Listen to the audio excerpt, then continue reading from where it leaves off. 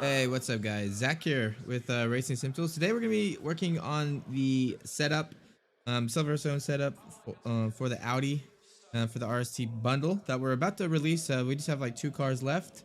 Hopefully I'll get the Audi done today, and then the Nissan, and then we'll verify the data and post it. But it should be pretty soon that we'll have that data out. Decided do the Audi today, so I'm just gonna go ahead and load the setup real quick, and then what we'll do is we're loading the RST baseline setup. That should be nearly there, and then what we'll do is we'll go from there. I just want to get some laps in first, just to make sure everything feels good with the setup, and just get the lap time standard deviation down.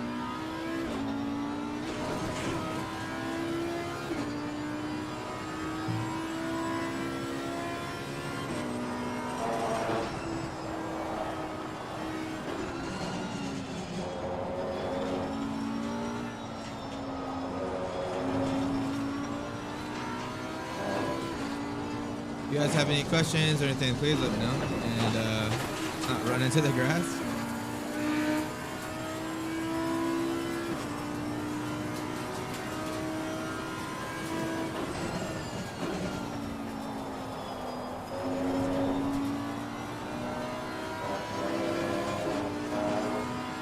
Let me know how the stream quality is, guys. Now that we're running the 3090, we have everything cranked up, and hopefully the stream is nice and smooth for you guys. But let me know.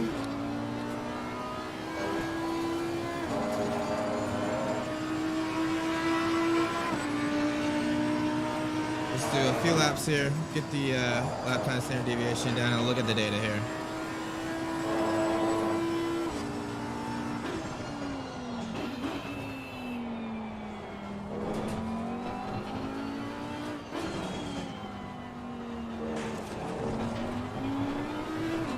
Whip that inside curve just a little bit.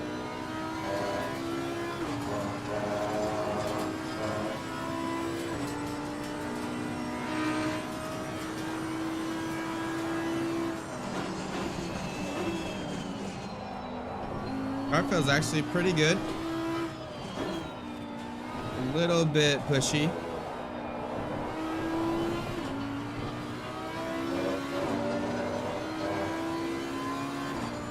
One thing I hate about wearing my hat in the rig is like it hits the back of the chair here. I'm gonna adjust this real quick.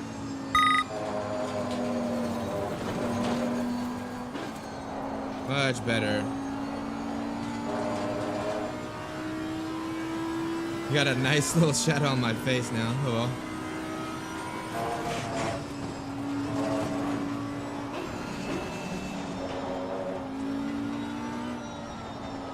You guys having a good Tuesday? Tomorrow's halfway through the week. Thank God. Weeks go by so much faster when you get older.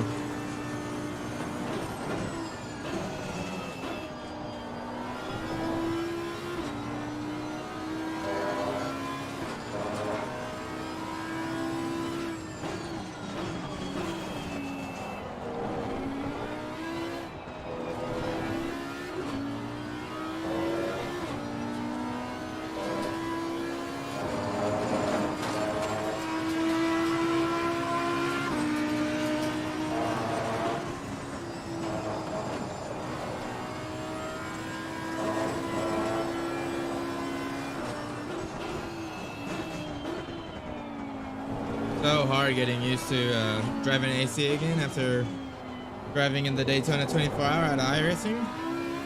Definitely takes a little bit of getting used to.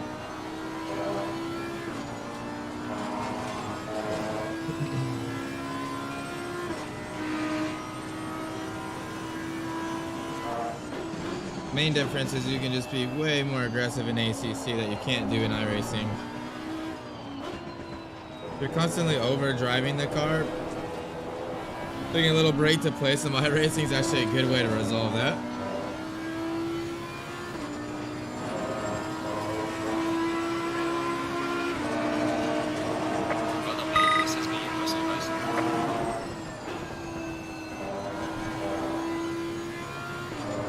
Oh, I got carried way more speed through there.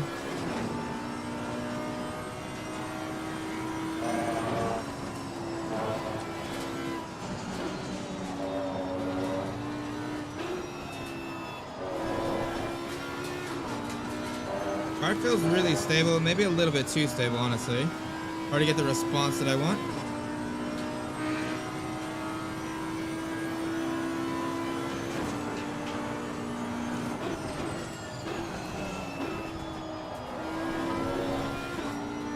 There you go, nice.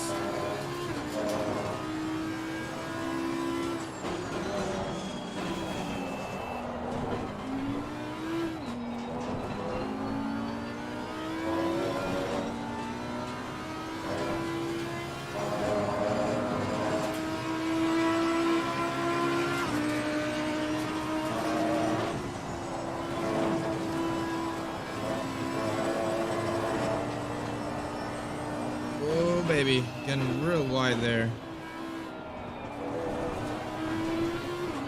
That's one thing with the Audi, it has typically less rear wing. While you normally have to go up on the rear wing quite a bit to balance out the front. The front produces a lot of downforce, and it's not really right height sensitive as much as some of the other cars.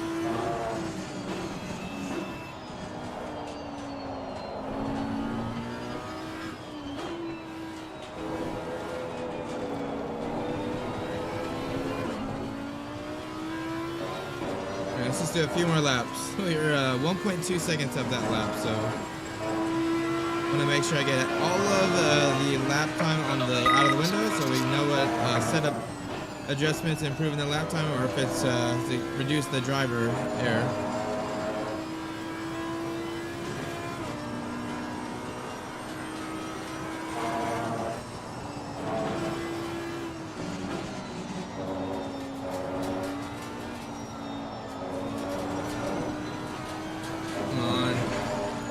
Using the whole track there.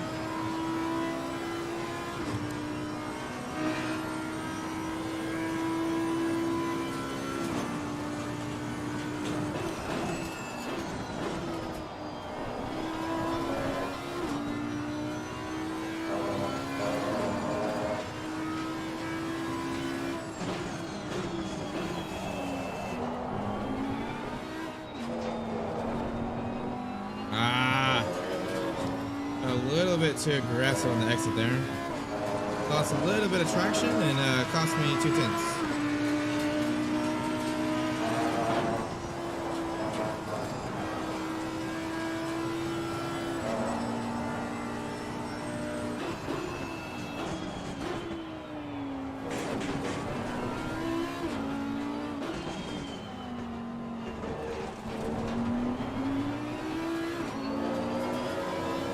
Hey, what's up, Carzola? How's it going, bud?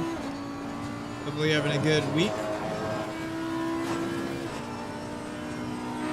We are just setting up the Audi here at Silverstone.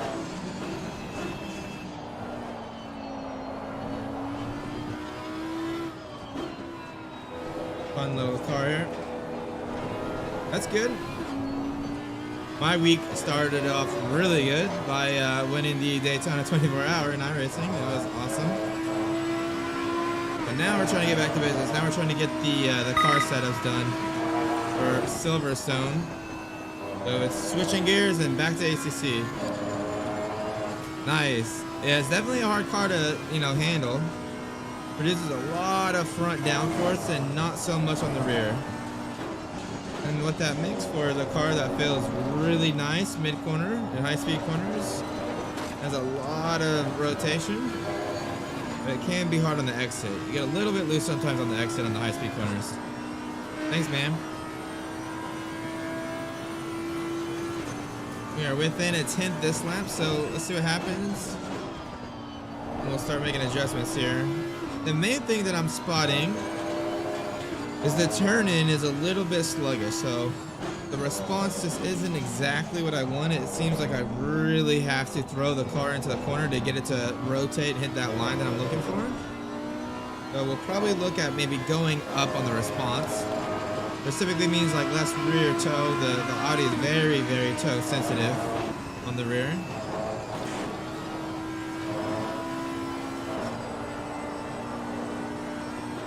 Don't really want to touch the wing. Could look at the ride heights. ACC is very sensitive to the rear ride height. That really makes a big difference on corner entry response. The same with the rear ARB. We're within a 10th. Let's do another lap or two and see how it goes. Tire temperatures look really good.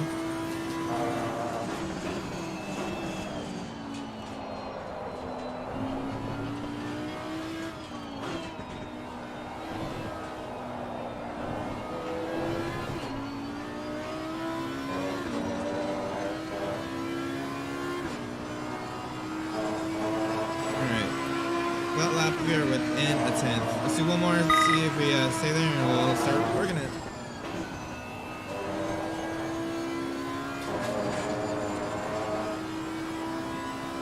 So much time in turn one, guys.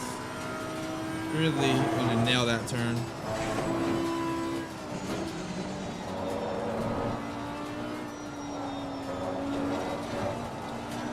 A little bit of push. Yeah, getting that little bit of push there on the exit. Probably gonna make a dampener change there, actually. It's pretty bumpy on the exit of that turn. Probably get away with a little bit more rear bump dampening. That'll give us a little bit more rotation through there when it gets a little bit bumpy.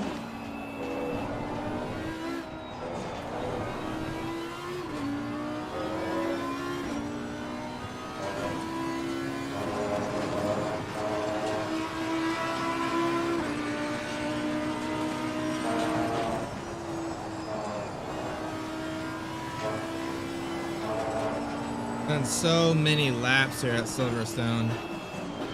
So many different cars. It's really cool doing these setups for all these different cars. You really get a feel for the differences in the cars. Alright, this we're right on the same delta as last lap, so I think we're good. Capping out right around a 2 minute 4/10. Then we get that under 2, kind of our target with the setup, and maybe increase the response.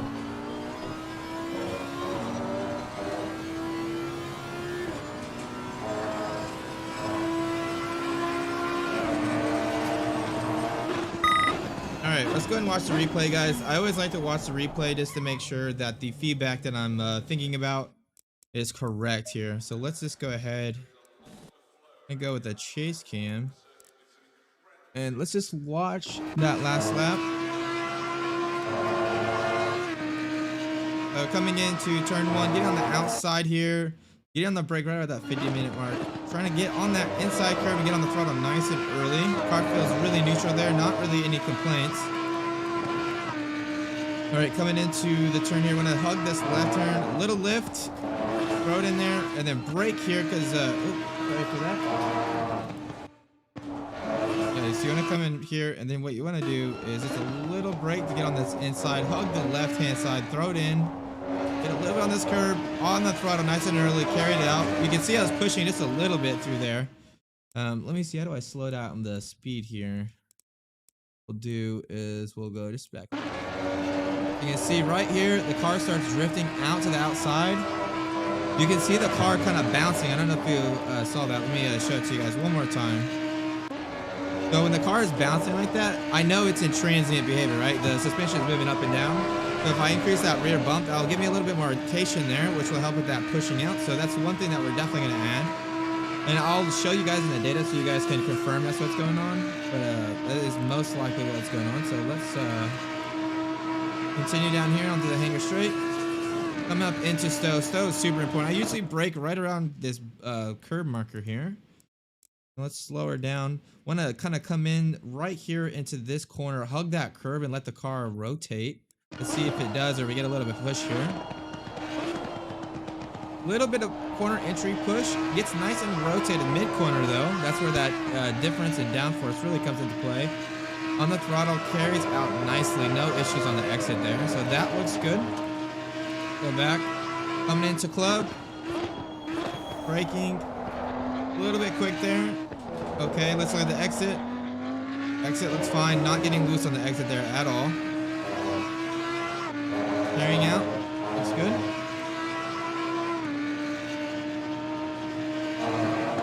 right, throwing into Abby. So Abby, I like to come in here, throw it on this little curb, just a little bit of lift, not really any brake or anything like that.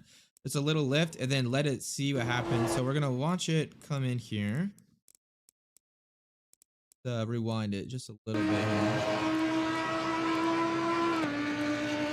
So coming up, green marker, throw it in. Get on this curb, a little bit of bouncy, so you know we're in transient at mid corner. Nice. It could use a little bit more track there, but it wasn't bad. I don't think the car is pushing. All right, let's see what comes in here. So here you want to come in, really hug this corner and like kind of hit the apex right on the other side. Get on the curb a little bit too much. Same thing here. Want to get nice and close on the throttle, nice and early. All right, let's come down to Brooklands. Brooklands is super important. It's gonna be a really high speed right-hander, really easy to get unstable here. So let's see what's gonna happen in here. Coming in, gonna kind of hug this, cut the apex a little bit, let the car drift out. You don't want to get too loose here. Okay, how the diff settings in this game make such a difference. Oh yeah, I'm sure. So we're getting on that green. I say he has some funky settings, so I went and looked at what the iRating default was because the car felt alright on that. Car rotates out and nicely. It's completely cured all the issues I was. All right, let's see here. You want to hug this curve. Don't want to get too loose, but you want to be able to carry a lot of mid-corner speed through here. Car looks beautiful through there. Beautiful. Mid-corner bounce is really good right now, guys. It's like I couldn't brake and turn on his set. Right. You know, that's a lap at Spa. And like if I did like lose the car, you know, lock a wheel, it just fucking just instantly spun. Like yeah. On the iRacing one, it's like I snatched the wheel into the hairpin. And it just like, yeah, what? And one thing I am gonna do real quick is just increase this. Let's increase the brightness here. Thing I was gonna do, guys, is just increase this gain just a little bit, so I'm not so mysterious looking. There we go. That's probably much. Okay. So basically, let's go ahead and look at the data now. Probably have to set up the window capture. It's gonna pick up RST software. Hey, what's up, Sam? Welcome to the stream, bud. Hopefully you're having a good day here. Thanks for letting me know about the win, man. Yeah, that was awesome. That was like the most fun I've ever had doing sim racing. It was really fun. But we have RST loaded up. I already did the car parameters, so if I click on car parameters, it's already loaded in here. So let's go ahead and look through here. One thing I'm going to be looking at first is stability. Stability is going to tell you the yaw rate compared to everything else. So it's going to really tell you if you've got the car rotated or if there's any issues there. So one place I really felt the kind of understeer on the push out here was right here. You can actually see coming through here. This is probably not anything to worry about, but coming into the exit here, actually it's not too bad. A little bit through here, but not too bad. Let's see what this lap looks like. This is actually where I was going wide. I had to get off the throttle just a little bit. You can see a lot of oscillations there. That's actually nothing that you have to be too worried about. Yeah, here's one where I was getting a little bit wide here on the exit. A lot of oscillations of the suspension, so it might be just a little bit underdamped, which is okay. But let's look at stow real quick.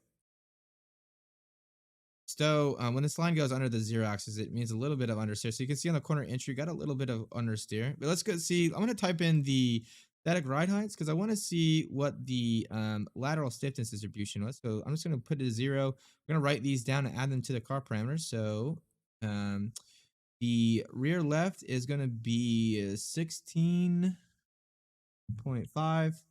And the front is, what is it, 12.9. Then what we're going to do is let's go ahead and look at the lateral stiffness distribution. What the lateral stiffness distribution is, it's going to look at the load transfer inside to outside on the front, load transfer on the rear, and then compare them as a ratio. So anything lower than 50 means you have more weight transfer on the rear, more on the front means you have a little more understeer at mid corner. what you're really aiming for is like 5 to 10%, 4 to 50%. So like 55, 60 is like a really good range. If you get too far behind, you're gonna have a little bit more oversteer right at the mid corner. So this is actually not too bad. We are right around 50 here at Stowe. Let me just make sure I have all these typed in correctly. The car parameters here. Here we're good. Everything looks. Yeah, car is actually super neutral through here. Yeah, right around the apex here, pretty neutral. Let's look at one other thing. I want to look at the brakes, the absolute tire pressures. And we're going to set the tire pressures to hit 27.5 right around the exit here. We really want the car to be at 27.5. That's a really high speed corner, so we want the pressure to be right spot on. So the front's 27.71 on the front left, 27.3 on the rear front right. So we need to go down 0.2 on the left front left, up 0.2 on the front right. And the rear left looks okay. On the rear right, we need to go up 2. Let's go ahead. I'm gonna go back real quick. I don't want to get out of the setup view here of RST. So just give me 1 second. Let me type these pressures in so I don't forget them. So we need to go down 0.2 on the front left, up 0.2 on the front right. Rear left, I think, was okay at 27.35, but we need to go up 2 on the. Then I'm just gonna call this the RST Silverstone Audi. Then this is 1.6.6 version 0. This is not the release candidate just yet, but that should be good there. So we should have the tire pressures dialed in nice and neat. Let's look at the damper histograms here. And I like to go into comparison view. It gives you a better indication. You can see it's a little bit kind of messy looking. That's just kind of the design of the Audi. It's got a really soft rear and a really stiff front. It's really just, if you don't see symmetric, don't be alarmed, right? Like typically some cars you will see more symmetric history. It's a really good place to start, but you'll never end there. I always tune the dampeners for the transient behavior. So like through that corner, I said you could see the car bouncing. It was kind of drifting out. So me increasing the rear bump is actually going to cause it to pick up a little bit more response on those sections. Then let's look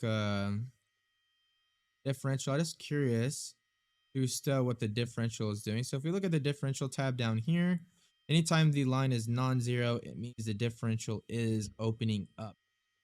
I'm curious if we're just opening the differential here. We probably do want to open the differential through the corner here, just because it's a high-speed turn, and if it's staying locked, we might be causing a little bit more scrub than what we want and not getting that rotation or that response that we're looking. Through maggots beggets, we are getting a little unlocking, but for the most part, it is staying fairly locked. Let's look at the ride height envelope here. So ride height envelope, I look through here. I'm gonna look at the aero maps that I have for this car. So 1 second. Unfortunately, I cannot share those with you guys. There's some secret sauce that we've gotten with RST and that we use to make these setups that kind of guide me to know where to put the car in terms of setup here. So the Audi here of the front, load in quick. Audi Evo, the front doesn't really matter. It's not very ride height sensitive, but let's see what the front needs to be. The rear needs to be between really 50 to 100. Hey, I finally got the booster without getting a 1X. So it's a little bit low on the rear actually. Let's see what the aero is. Aero is 60 on the rear, and it's getting down and at speed down to like 50. So we want this to be a little bit higher. We probably won't be able to get it all the way up into the range, but if increasing this will help with that response that Stowe. So I told you guys Stowe, it felt like it was pushing out. I'm just going to go up 1 click of rear ride height. And then we're going to go up on the rear low speed bump. Actually, before I decide if it's low speed, a lot of you guys, you don't know this. The dampeners, you really want to see the speeds of the dampeners for that corner that you're looking at, because let's say I make this adjustment for the exit of maggots beckets. I adjust the low speed rear compression dampening. Well, if it's in high speed, or if it's in low speed, but I adjust high speed, it's not going to see an adjustment, right? So I make sure I'm adjusting it for the right. So this is the dampener speeds, and you can see on the exit here,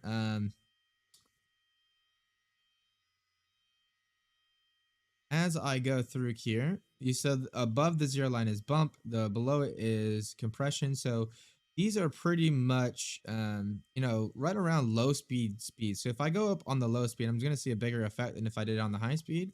But I'm going to make a little bit of adjustment on both. So on the rear bump, we're going to go up 2 clicks on both low speed and high speed.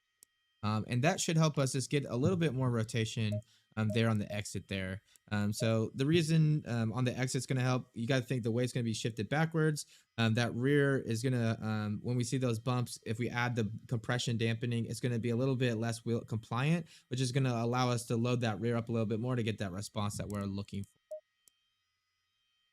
And I think other than that, let's give it a go. One thing I also going to do, one thing that was also apparent was the response was really low, is because the one thing that's going to really affect that is the toe, the rear toe. If it's too much rear toe in, it's really going to resist the turn in, right?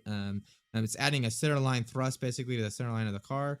So reducing that toe will help relieve that. You usually want to add a lot of toe just to get to the stability, and the Audi is really, really sensitive to rear toe adjustments. Usually that's how we really add stability. So for like the Spa setup, we had a lot of rear toe built in, but this one's a little bit too much, I think. So I'm going to go down 3 clicks. So I'm going to go from 0.2 down to 0.17, and that should really help us here. And let's give that a go. So we've made a click on the rear ride height. We went up 1 click. That's going to help with the response. We reduced the rear toe in. That's also going to help the response. And we added 2 clicks of rear low speed and high speed bump dampening, which is also going to help on the exit of get the rotation that we're looking for. So let's just go ahead and load that. And then we are good to go. So let me go back to the live stream. And then let's go.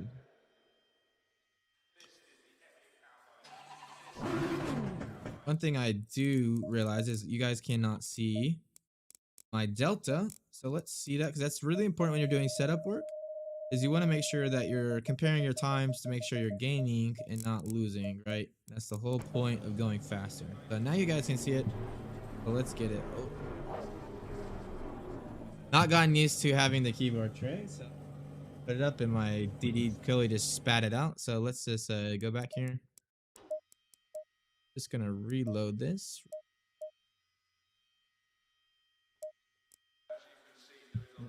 Get it.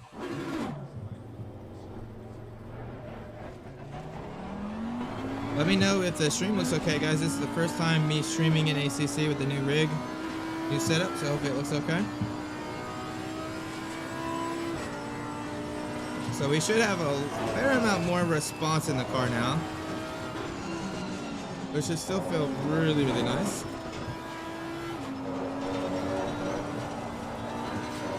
Oh yeah, you can already tell that kind of the bumpiness of that track there is going to really help. Awesome, man. Very good. Thanks for letting me know, Garzola.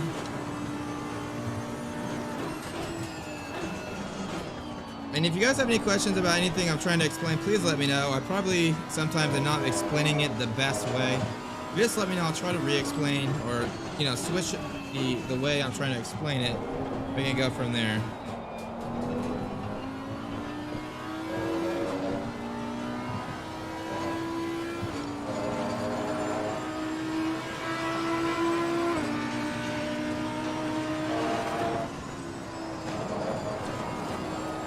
Oh yeah, way better. I think this is really going to help the lap time. One thing you have to remember when you're increasing the compression dampening is you are going to decrease that wheel compliance. That's the whole mechanism of why we get better rotation at the exit of those high-speed corners. But you're going to add more heat into the tire, because now the suspension's resisting, or it's adding some vertical resistance to the tire, right? So you're going to add more energy into it, so you're going to heat it up more. So if you're already on the limit, which I think the Audi is kind of on the limit for the rear, you have to be a little bit careful.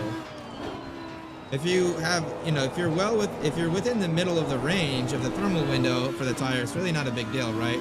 If we're on the limit, you have to be kind of careful.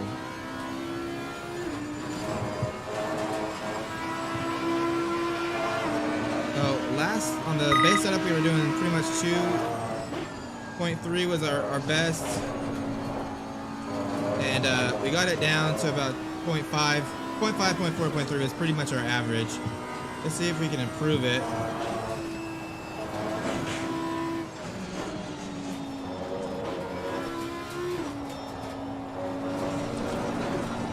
Way better on the exit rotation there. Might go even a little bit more. We'll have to see.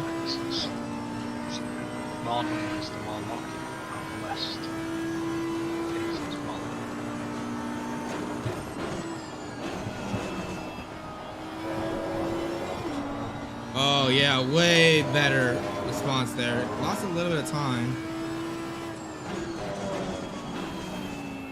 We'll focus on improving that. I gotta stop hitting those damn curves though. Trying to push it, get close, but I don't want to get that close.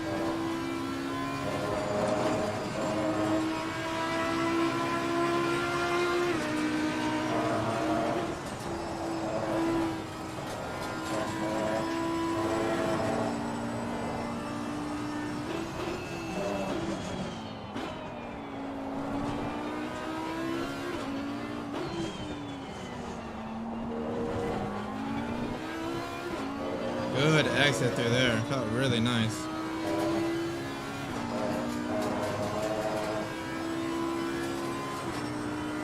Alright, we're down to about 3/10 here.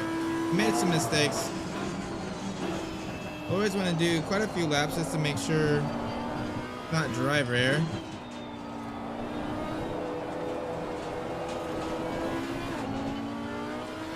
Ah, that car feels good mid-corner through there.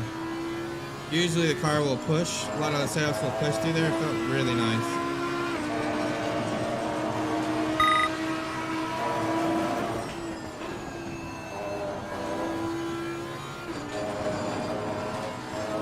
But I'm throttled nice and early.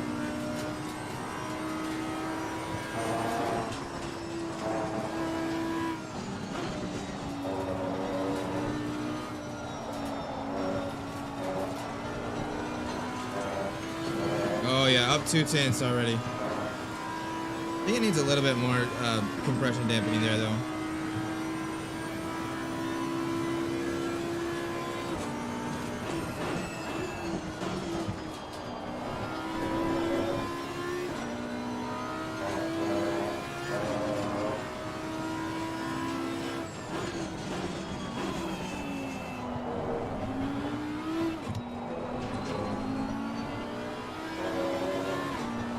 Really nicely there too. Tire tip is actually pretty good on here.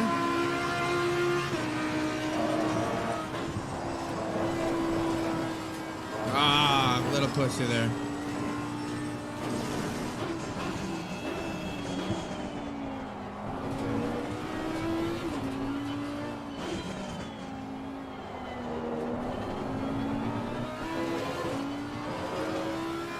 I'm up like 3/10, but I realized it's because I cut the Abbey so much. I was like, whoa!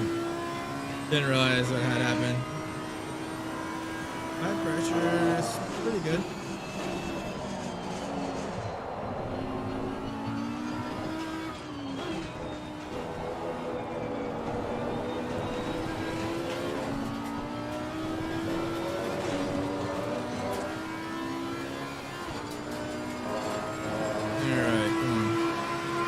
Yeah, it's always kind of a surprise, right?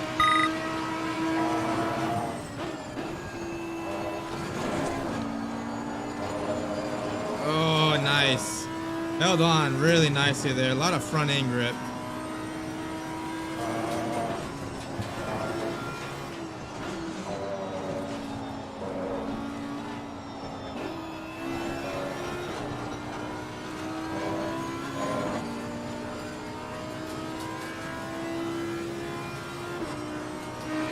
Man, it really feels like it almost used another click of rear ride height, to be honest. It's really lazy to get rotated here. Same on the exit there. It's going to push out on me.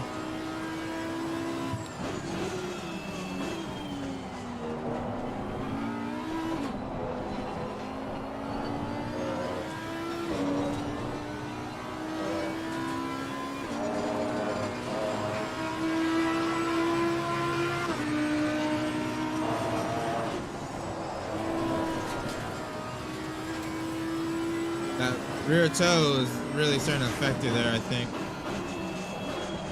Probably a combination of both the rear toe and that rear high-speed compression. I think Abby's kind of a little bit bumpy on the left rear tire there.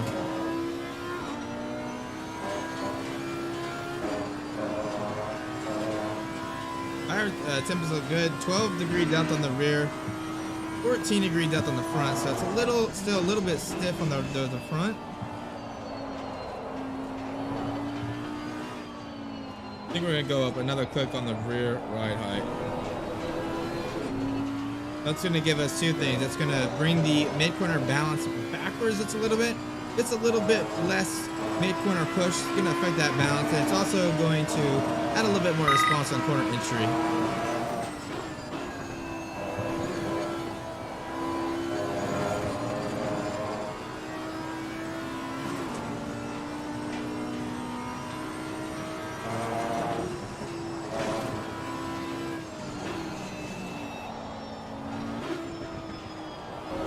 Too wide there.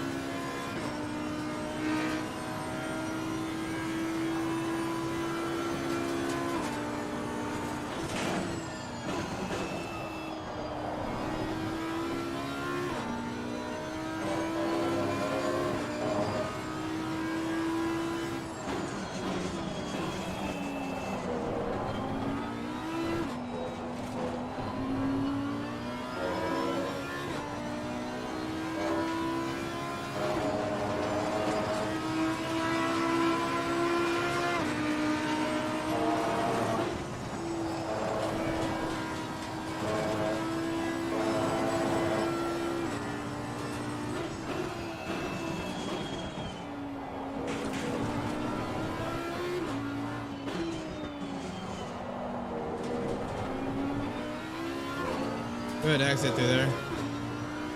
Well, we didn't find time, but we're not slowing down either. That's gonna be pretty spot on here. I think the response is still a little bit lacking.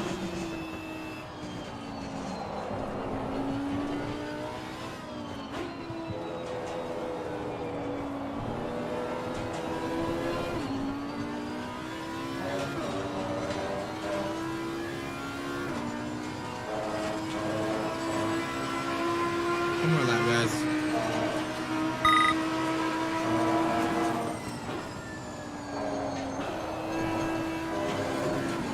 Oh, that punished me. I tried to carry more mid-corner speed there, but there's no more mid-corner speed to be had.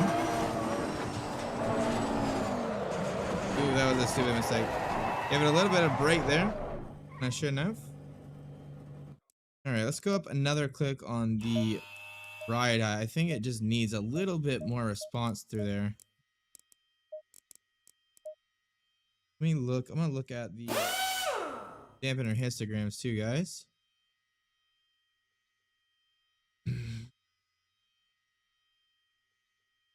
Yeah, I want a little bit more of a peakness on the rear here, but not much. A little bit.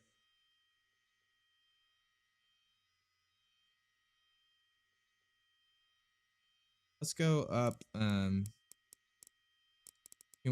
let's go up one more click on the rear bump. I think it really needs it there. What's the front? Front bump's really low actually. And one click on the thing, and we're gonna add that toe back in. I think it needs the toe because Abby was getting a little bit loose. That's where that toe was making a huge difference. So we just went back on the toe, left it kind of where it was. One thing I do need to check out though is the tire pressure. So let's go ahead and look at the tire pressures here. So again, we're looking at ABS. Then we're going to look at the exit here of Beggett's Maggots. Front, that's 27.7. So you go down to probably about 0.1. Everything else looks good. So let's just go ahead, take that front left down by 1. I'm going to call this version 0.2.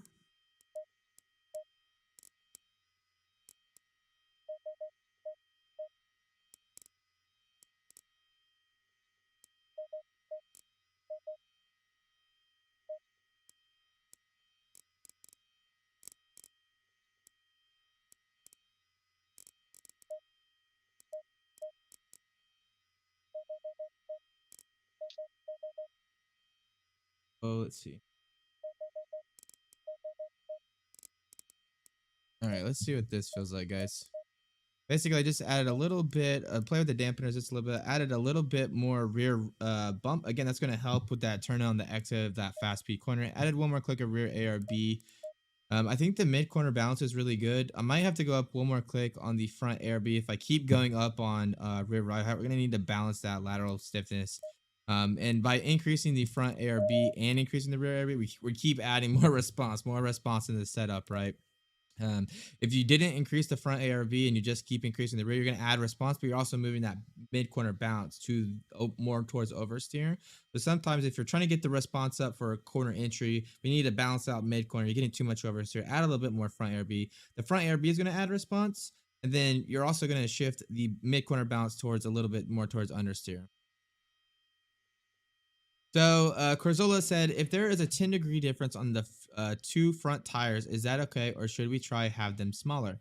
That's a really good question, and it really depends on the track. So obviously, tracks with a lot of a specific type of turn, you're gonna have a bigger delta, right? You're using the left-hand side way more than the right-hand side here at Silverstone. Way more high-speed right-hand corners. It's really gonna wear the left, which is kind of why you see a big delta here.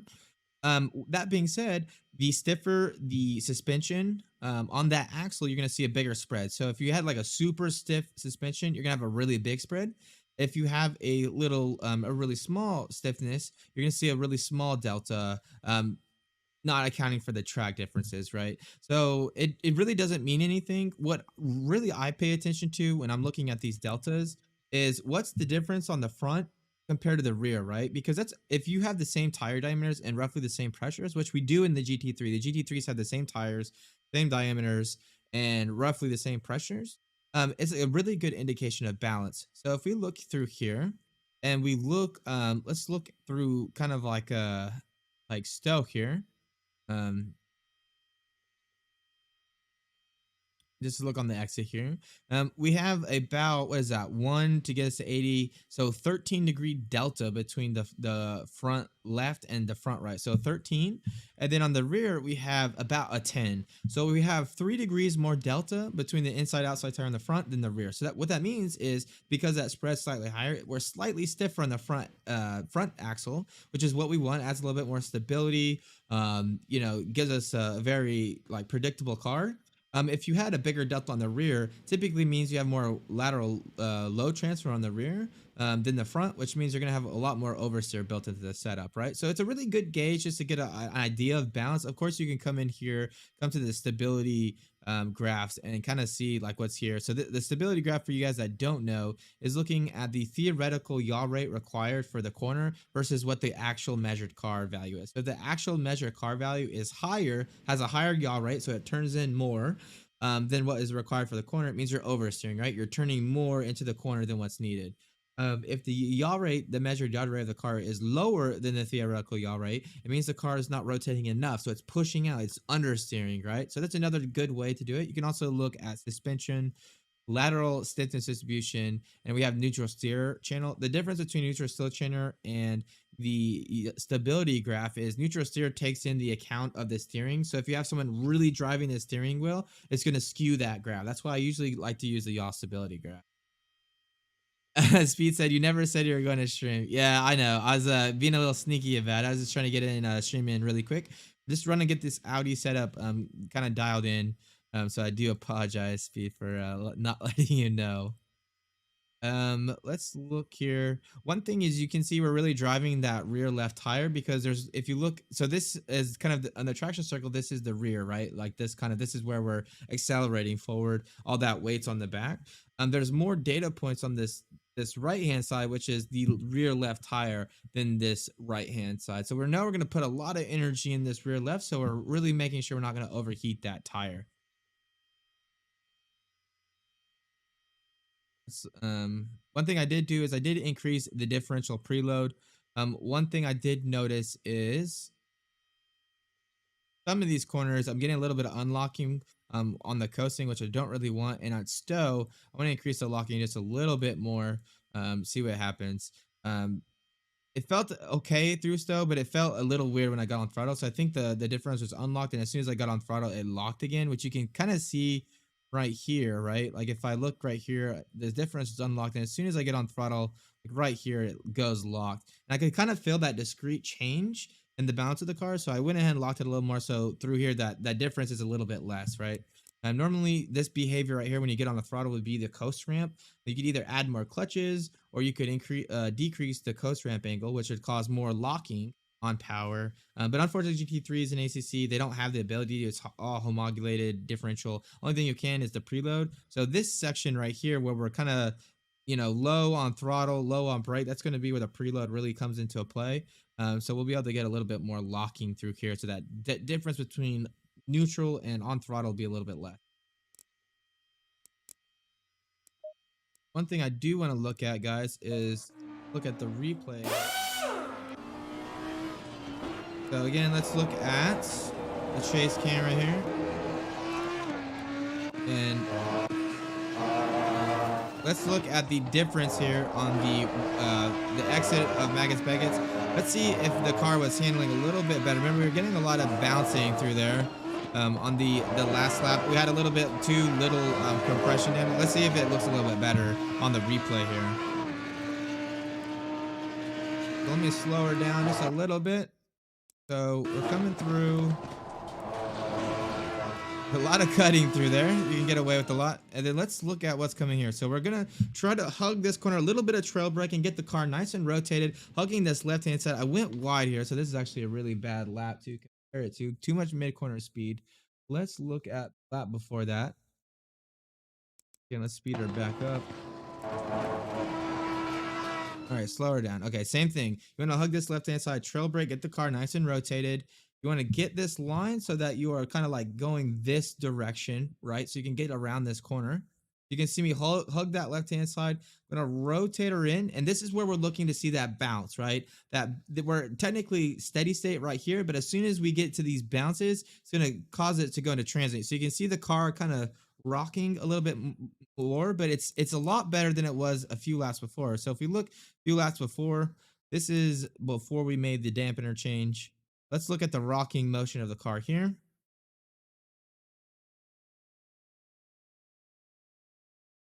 Yeah, you see it. You can really see that rear left dipping, right? And because we were really soft on the rear compression damping, it was causing us to push out.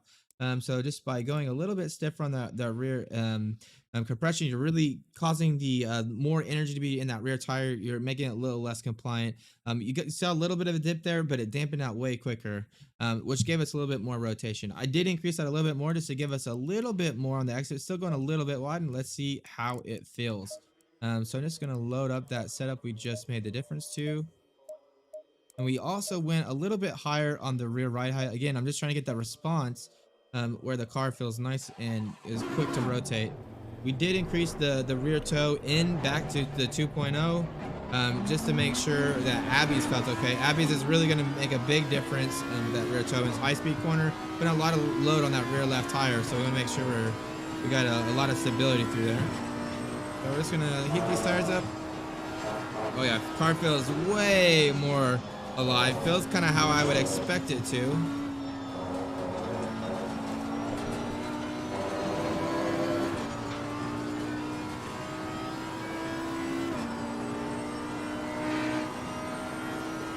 Car feels really good. Actually, the Audi is one of those cars that's a little bit hard to, get right. But once you get it right, it's really fun to drive.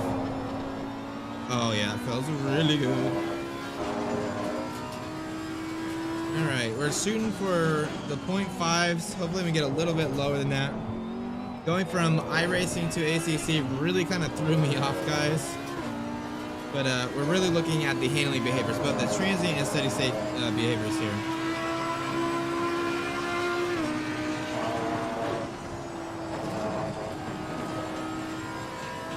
Way better through there.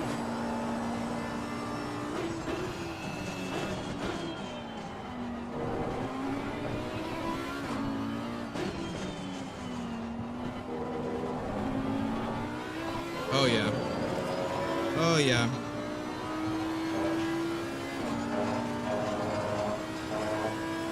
So some of you guys that don't know, these setups will be available at rst.com, racingsimtools.com, /setups.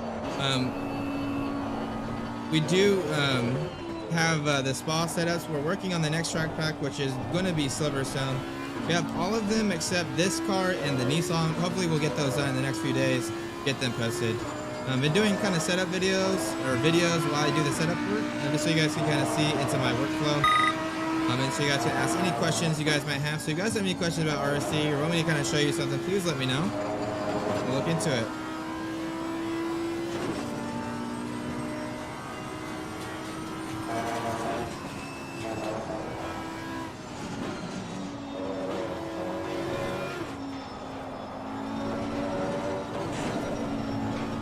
Ooh, got a little bit loose there. Got a little bit too much curve. Able to hold on to it. Have a lot of stability in the transient behavior. Was able to save it.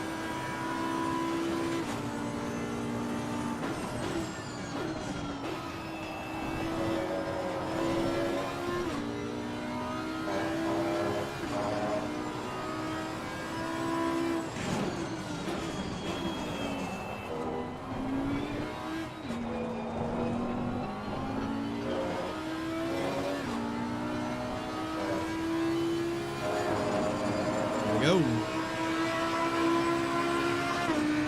Really been enjoying AC. Oh yeah, that toe makes a huge difference in Abby's. The Audi is one of the more sensitive cars to rear toe in, so if you're ever driving it and you're having a hard time, and some of the transient, in the corner entry, really try going up on the rear toe. It makes a huge difference in this car. Tire pressure a little bit high now. Let's see if they'll come back down.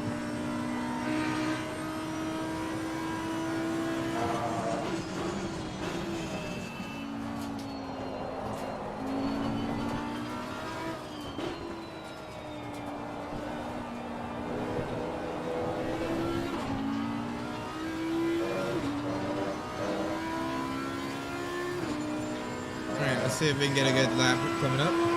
No mistakes.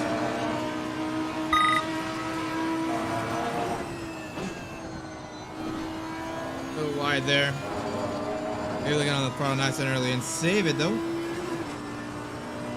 Definitely carry some more mid-corner speed through there though.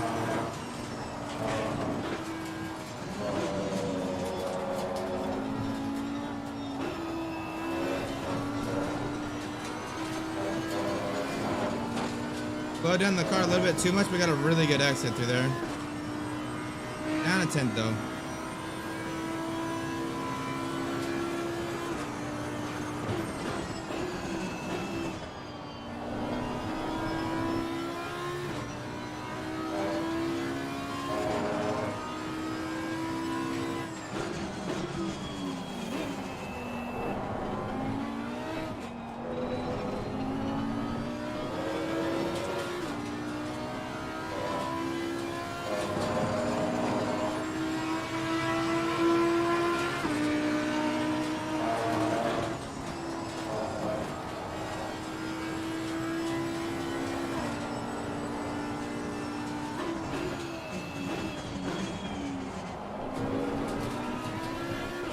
Car feels really good in this slow speed section too.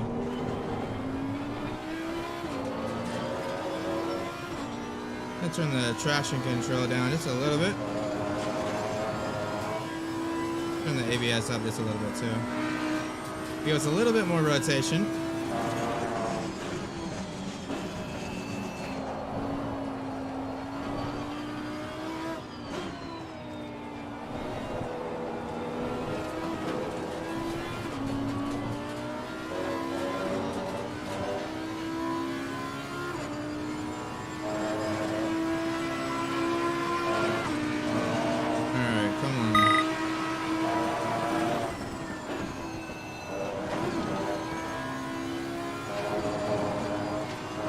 Oh man, I felt like that was a good exit too.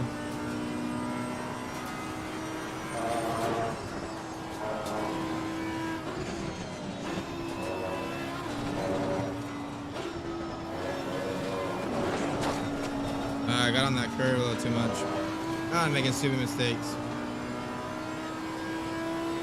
So this is why I have Speed Demon validate all my setups, just to make sure the pace is there, because I always make really dumb mistakes.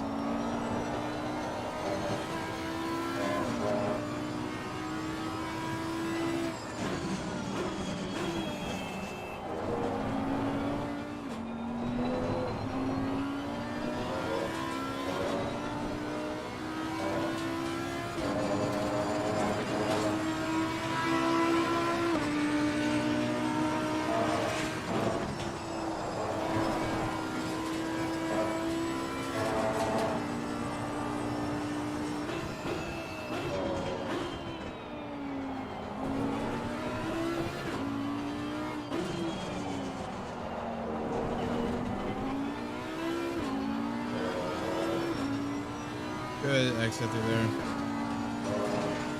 14 degree depth on the front. What is that? 11 on the back, so pretty good.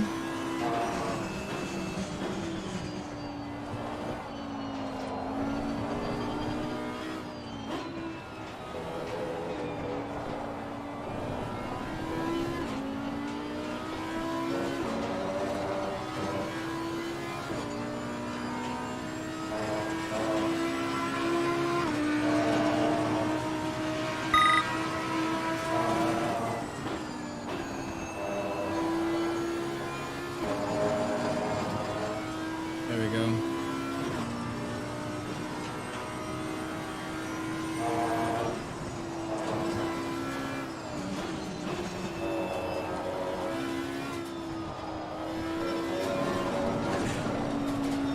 I don't know why I keep taking that line. Every time I keep hitting it. I think it was because the base setup that we started with, it had so much push there. I'm so used to holding that steering angle. Now that I have so much responding, I'm turning in like too much. So I can turn it way later. It keeps throwing me off.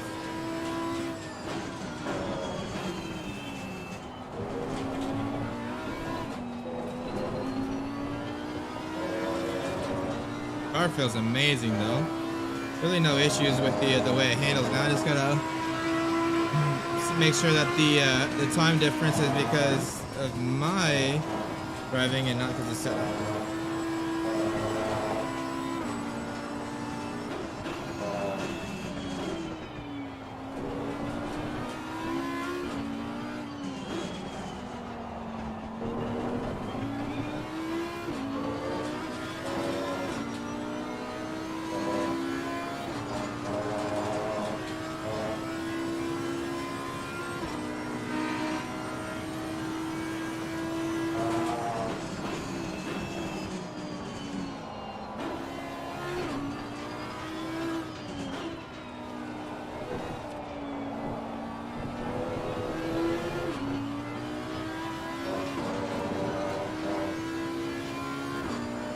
Thirteen on the rear, 13 on the front, so the car is really balanced, really nice.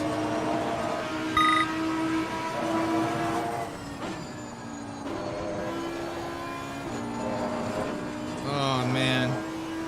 Oh well, whatever. We're gonna keep going. We're gonna ignore that invalidate. Alright, don't turn in, don't turn in. Now turn in on the throttle. Oh my god, that feels so good. Once I made the driver change, it was perfect. In a 10th over there.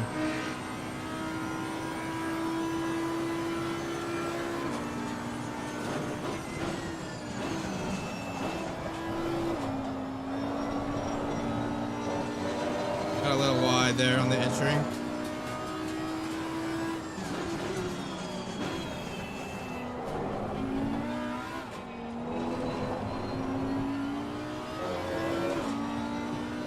I think I'm getting a little bit loose on the exit there. That's where the 2 tenths is being lost.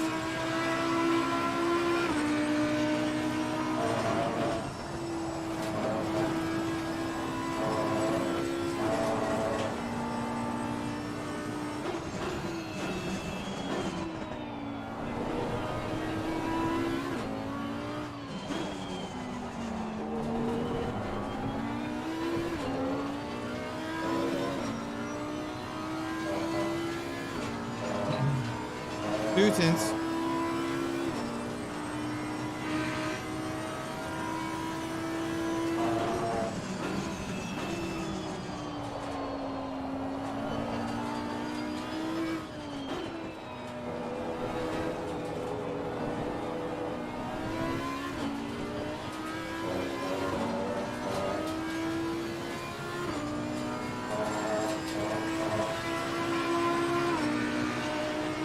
One more lap and then we'll go look at the data, guys.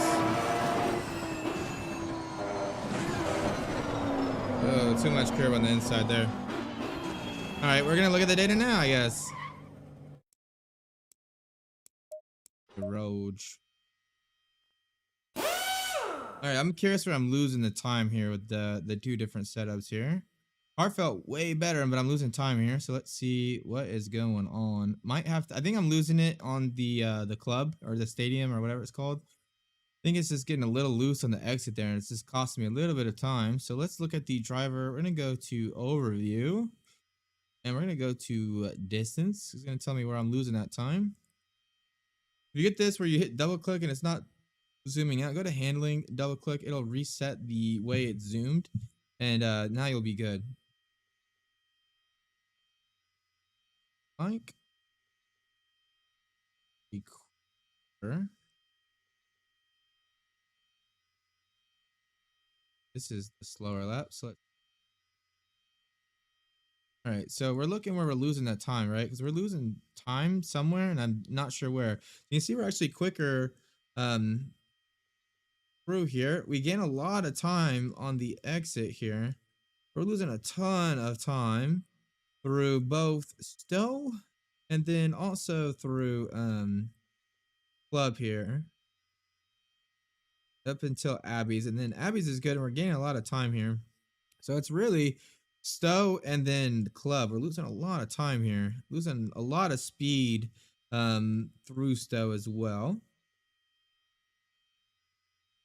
I'm gonna go to the wheel speed here. You can see we're getting a lot of wheel spin here, way more wheel spin than we did on the other set. So that's kind of telling me I'm a little bit too high on the rear ride height now.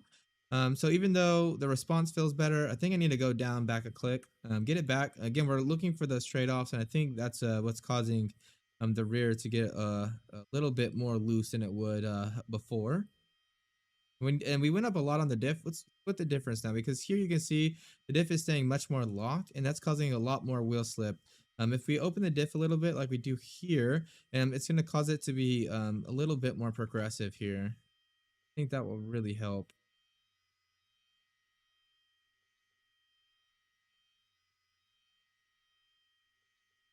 This is a time through here. And part of it is the mid corner speed. Oh, that's got really quick. Club doesn't actually look too bad. It looks like maybe just a little bit loose here through the exit, and that's why I'm losing this. But it's really Stowe. Stowe is where I'm losing all that time. Look at the dampener histograms. I compare this lap with our baseline. You see a little bit stiffer through here.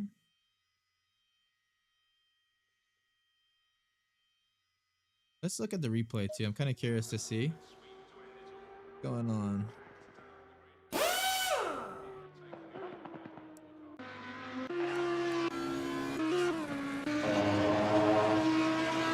Oh, this is Maggots Beggots.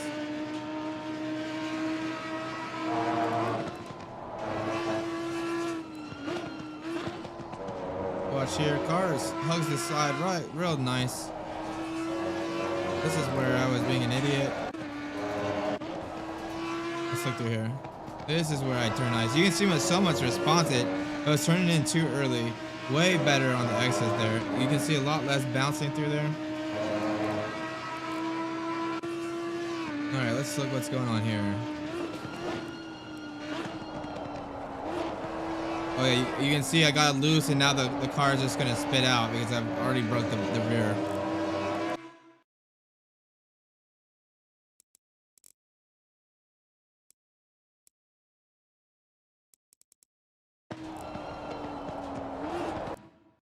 So here the car's already rotated too much, and that's why the car just pushes out, right? Because I'm trying to catch the car.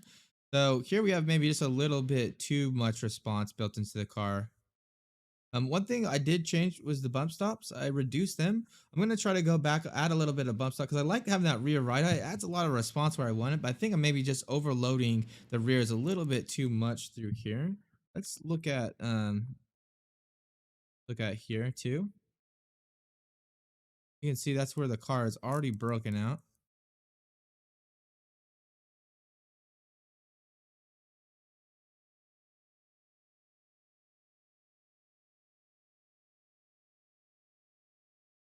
Yeah, car is just drifting out here.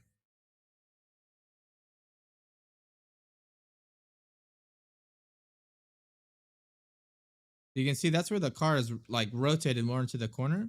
You can see this line right here. Car is definitely rotated more into the corner, and then we try to catch it, and that's when the car drifts out. If you look at my steering input through here, you can actually see it.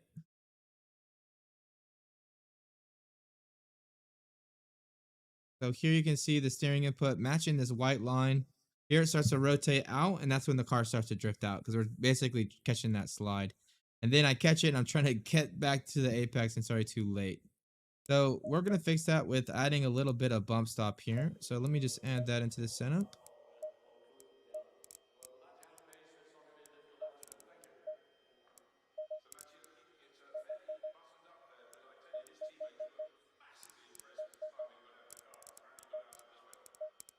I'm going to try this. This is going to be V3. Yeah, exactly. So a lot of people would think that they were having an issue with the mid corner, right? And getting too much understeer, but it's actually I had too much response built into it. You have to think I hit that brake really hard. All that weight shifts forward. We're unloading the rear tire, so I'm getting a lot of response turn in. But the problem is I'm starting to over rotate. I catch it with some steering input, and that's what causes the car to drift out. So adding a little bit of bump stop's gonna load up the front more. So when I hit that brake, we're really driving that front axle, which is gonna cause it to maybe get a little bit of understeer.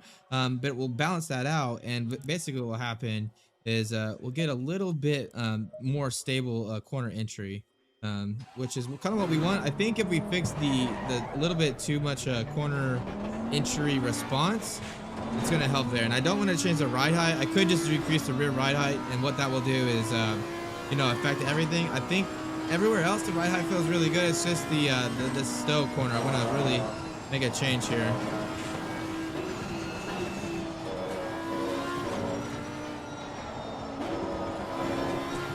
Especially through here, the car feels absolutely mega. Yeah, exactly, Curzo. When the car starts drifting out, it's because I exceeded the grip limit on the rear tires. And I'm trying to catch it. Oh yeah, car feels. Oh, those are. That was drifting out just because the tires are cold. Let's see what happens when they get warm.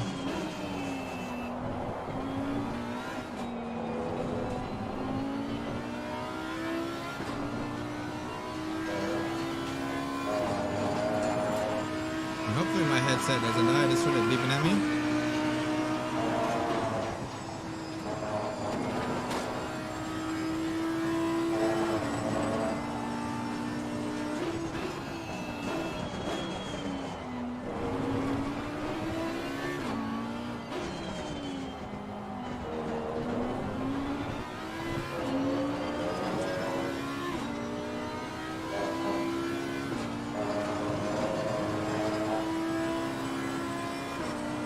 And if this doesn't fix it, we will ultimately go down the rear right just a bit.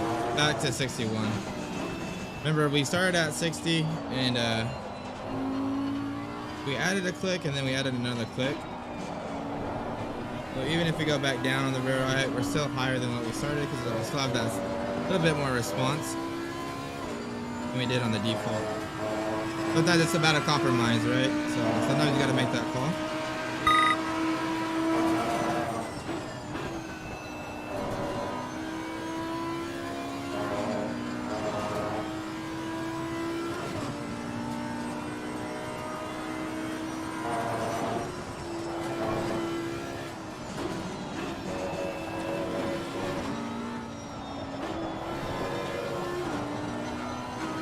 God, the exit feels really good. We definitely fixed the pushiness there.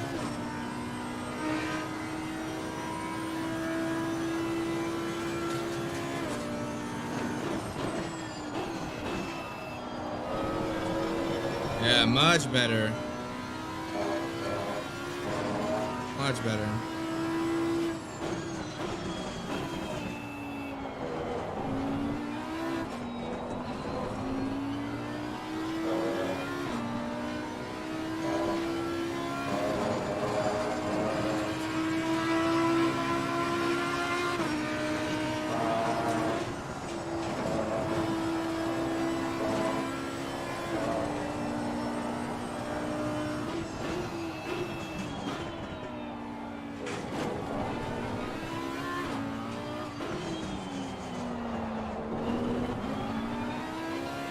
Alright, yeah, there we go. There's a 10th. Alright, we fixed the stow issue. And now we're going to get a benefit of having all that added response here in the low speed section. So let's see if we can keep it going.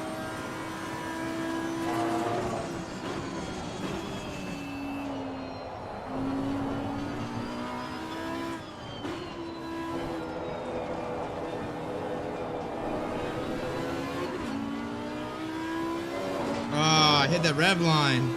It's going to cost me a little bit. But we're up a 10th. So that's good. Little differences make a huge difference in this game.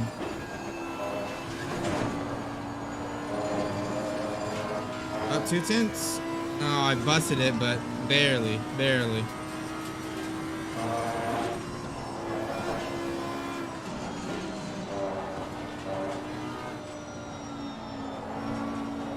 Oh, I carried a little too much speed through there. That was a horrible exit.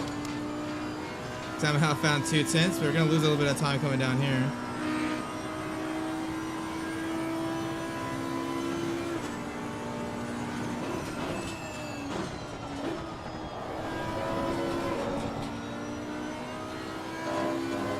Car feels absolutely mega through stow now, guys. Absolutely mega.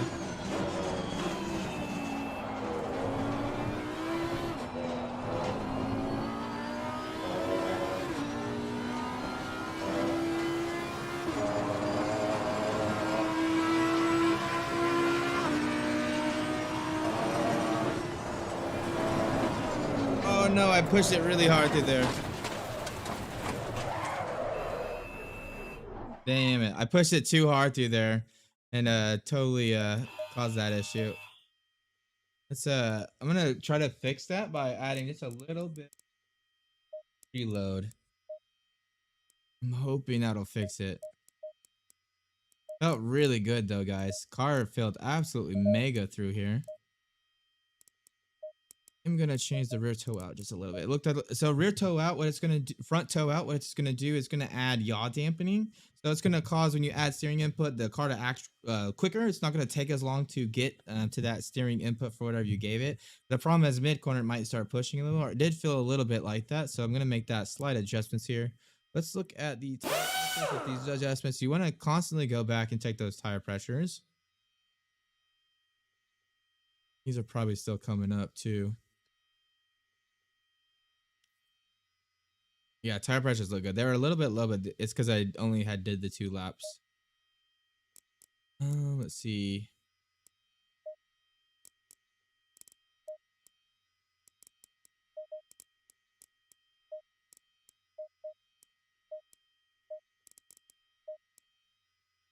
So rebound. So one thing that I did notice, guys, is on the exit of club, the car gets a little bit loose. I kind of want to decrease the load on that front, those front tires on corner exit. So the thing I'm going to do is increase the front rebound just a click. I think that would make a little bit of adjustment here.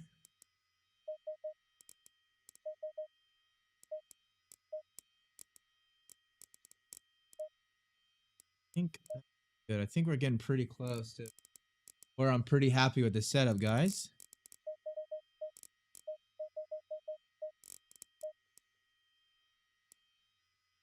We got that tire wear for the last lap. Oh, tire wear is really good too. 2.93 on the front, 2.91 on the rear. So pretty nice even tire wear through here. Now let's save this as version 0.4. So really all I did was add a little bit of preload just to get a little bit better stability through there. Added a little bit more front rebound to unload the front tires when we're going corner exit when we're leaving club, just to get a little bit better traction. And then the tires, I decreased the front toe out just a little bit, just to help with so we don't get a little bit too much response. Now we're getting kind of to that limit. So I think this is gonna be good. Let's go ahead and load her up, guys, and see how she goes. Let me put my gloves back on just real quick.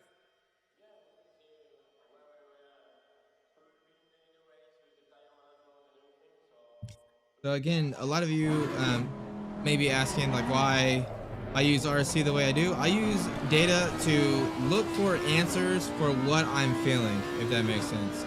A lot of people think you can look at data and it's just gonna point you to the most ideal set. That's not true. It's really good at trying to explain what is happening to the car.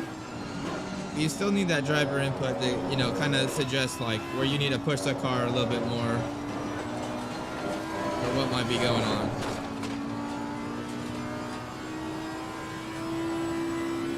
The car feels absolutely better. So the main issue with the RST base setup was just the fact that it just was a little bit lazy. It didn't have the response I was looking for.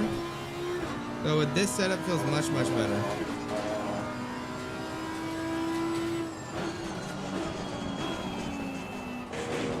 Man, I hate these sausage curbs. Even yeah, much better right here.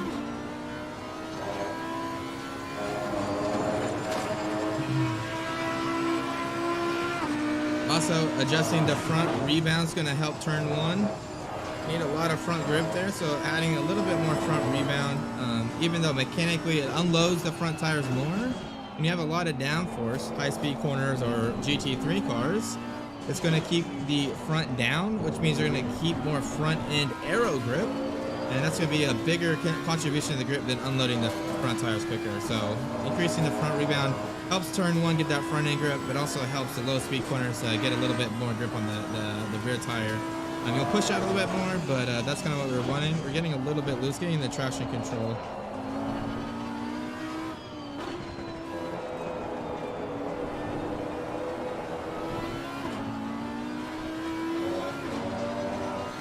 Car feels really good now. Actually really fun to drive too. Usually not a big Audi fan, but this car feels really good.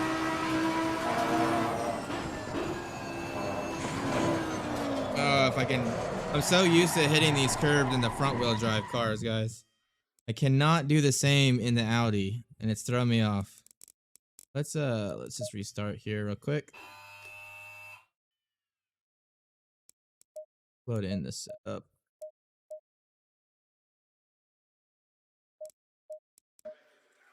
Green line, give it all you got. Oh, when you restart it, resets your best lap. That's really dumb. All right, well, we're looking. Let's see what time we get. We had a 2:00.4. Let's see if we can beat that.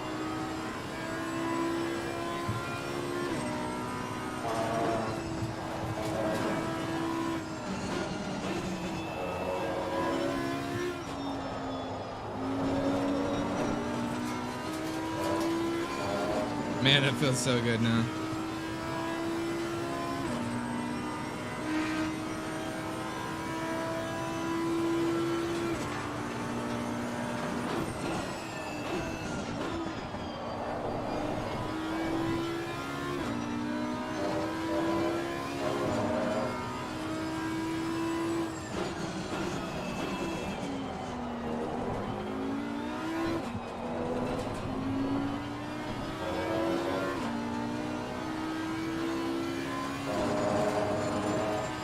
Thank you guys for tuning into the stream today.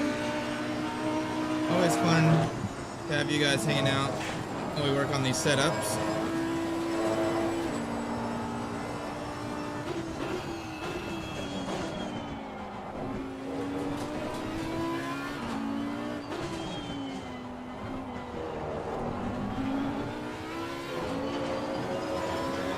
I want to turn the TC down just a little bit here. think we're getting into the TC, and I don't really think it's helping with anything except reduce our lap time. So let's just turn it down one click, see what it feels like. As long as we don't start overheating that rear tire, okay to turn it down. If you find yourself heating up the rear tire too much, you can always turn it up, and traction control will really help you from spinning that tire and keep the Tims down just a little bit.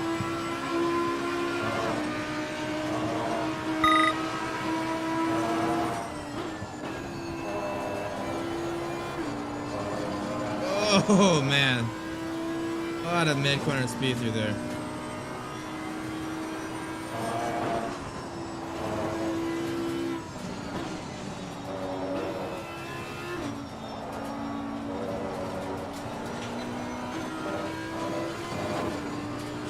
Ah, the car feels good. It's very predictable now and does it exactly what I want.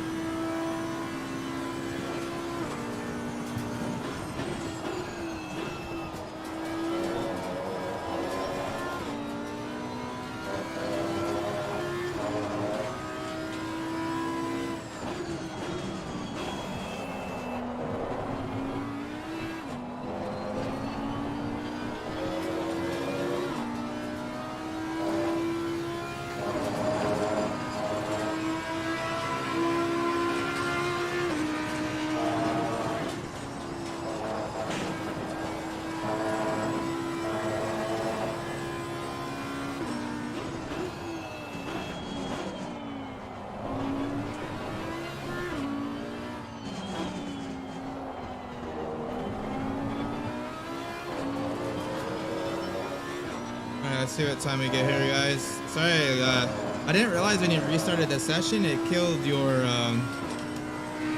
whatchamacallit. That's kind of a bummer.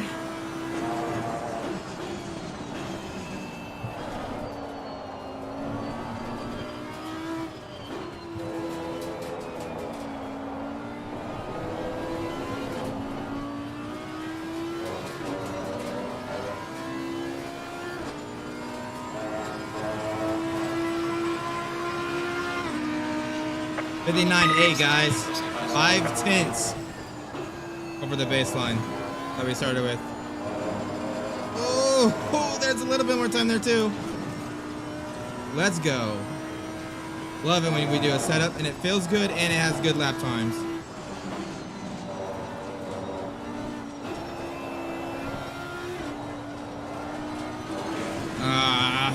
Try to carry too much mid-corner speed. All right, guys, I'm super happy with this setup. Let's load into a race session. I always like to do races after hot lap sessions. I'm doing the setup. Setup feels really, really good. I don't think we need to look at the data or anything. Traction control at 2, 63.2. Let's make those adjustments real quick. I made those on the fly. But one thing I do want to do is sometimes people make setups in hot lap and then they get in the race, it's totally off. And that's because sometimes you make a setup so on the edge that to account for some of the things you come in a race, like people braking in front of you or you having to get out of the way or things like that, really makes it hard. And you also identify if you're not able to stay consistent with this setup. So what we're going to do is we're going to load a 20-minute race with the AI all the way turned up. We're going to try to simulate a race as much as we can, and let's run the setup, see how it does. We'll make it an assumption if we need to make any changes after that, and we'll go from there. I'm super, super happy with the setup, though. It feels really, really good. Make these adjustments just really quick.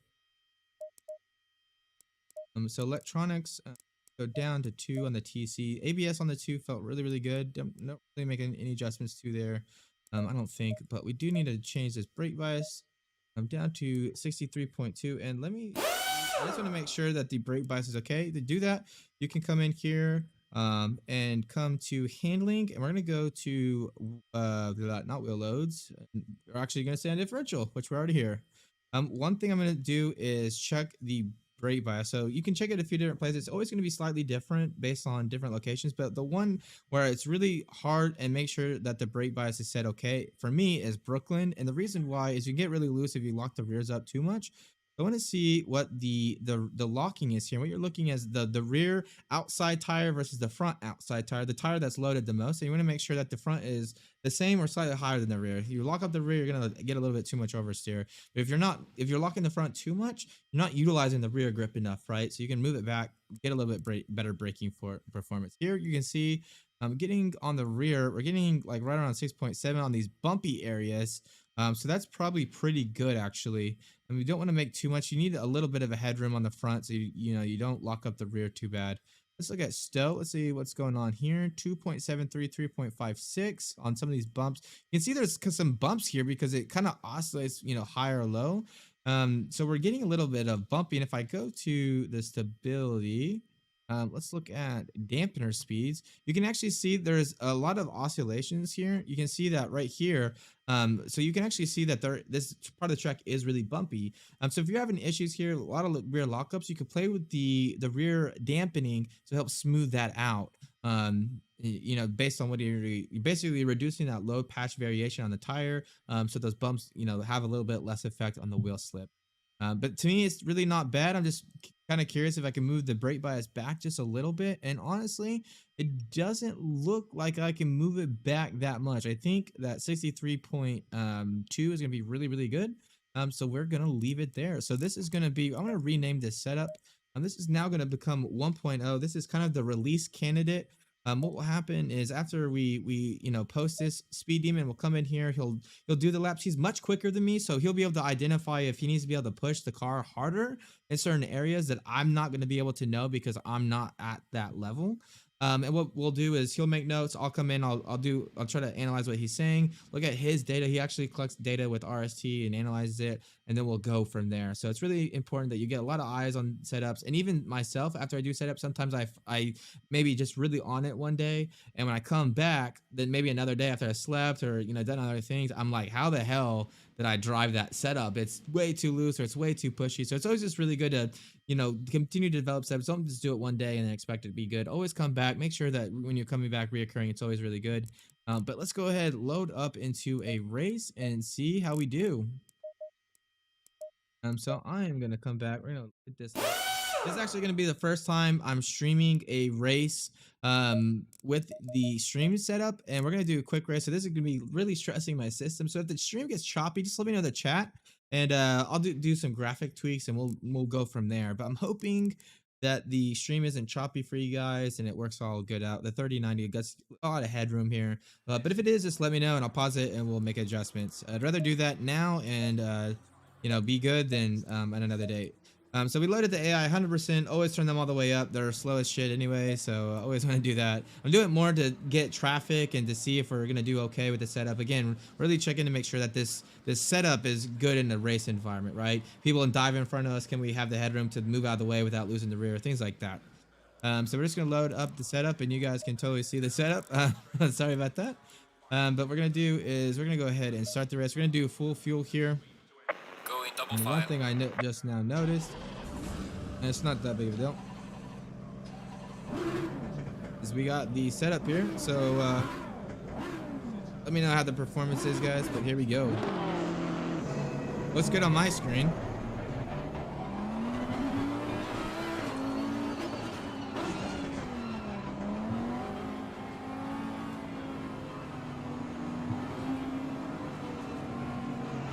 Kind of weird. It's only getting 80 frames per second, but I'm only using the GPU 65%. Must be a CPU bottleneck.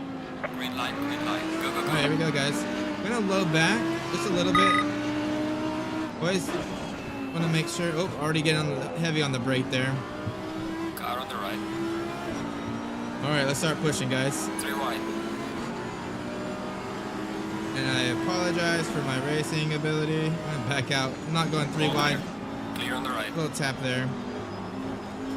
No damage. Car feels okay. Going 3 wide through Magus Vega is probably not the smartest thing, especially with the AI here. But again, we're really testing this setup just to make sure it's raceable, right? See how it goes. Gonna get a little draft here. Car on the left.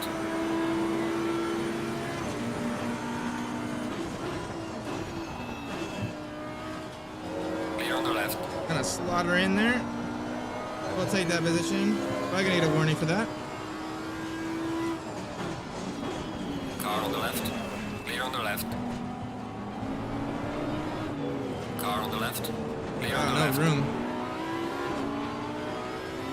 Car on the left. I left this a little bit. Clear on the left. Alright, looking on the inside.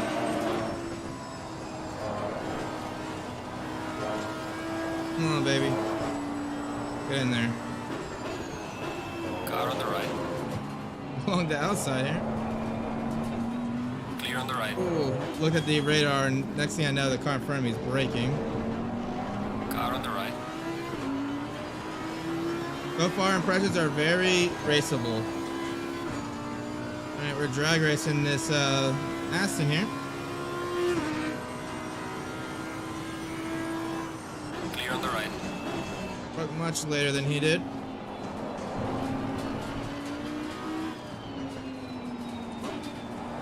I'm gonna do the classic switchback here. Oh. Come on. Let me get this draft here.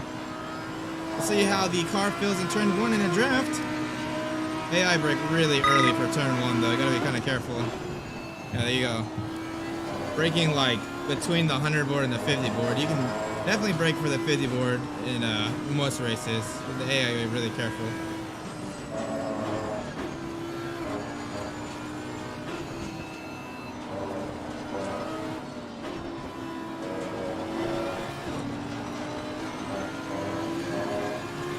All over the back of this Mercedes here.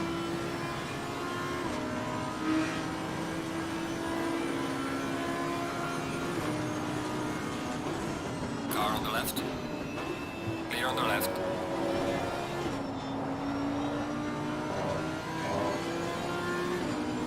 We're getting boxed in here. Clear on the left. Car on the left. Wow, I hit the curb there. That was weird. Clear on the left. This AI is peeking on the inside. The AI in this game are actually pretty fun to race. I will have to give kudos that. They did a good job with the AI. Blind. Oh, I didn't see that apex for Abby at all. A little bit of push there. It's not too bad though. Car on the right. See if we can get down on the outside. Clear on the right. Car on the right. Oh, that was totally my bad. Clear on the right.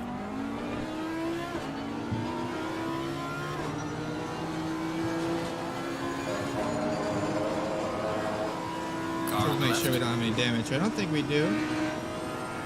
Yeah, car feels fine. No damage. Clear on the left. Oh, he covered the inside pretty well. I didn't really get on the brake there.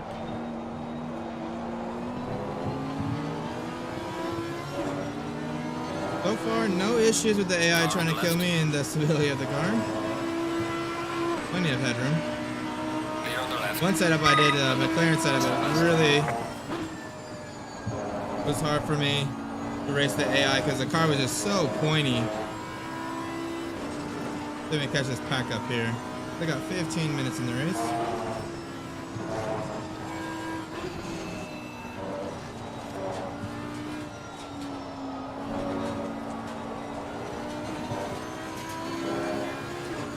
Yeah, it's crazy how much the AI slow you down. Already up 4 tenths. Moving on, P23, the number 74 Mercedes.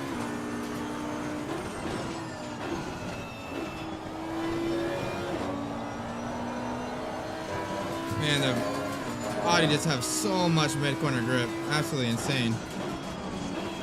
Really fun and stoked just to see the car grip up like that. Hug the apex all the way through, even on throttle. That's something you're not going to get in a car like the Aston or the Lamborghini, which produce so much rear downforce that you're not going to get that turn in, that grip. Totally catching this guy.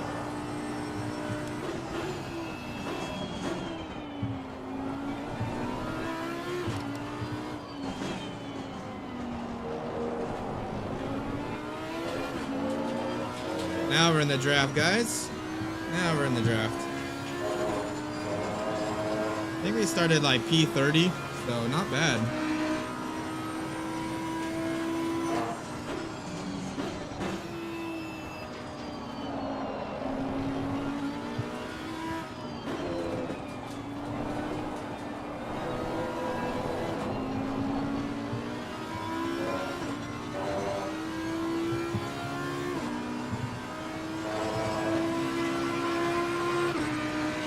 let's see how we feel in turn 1.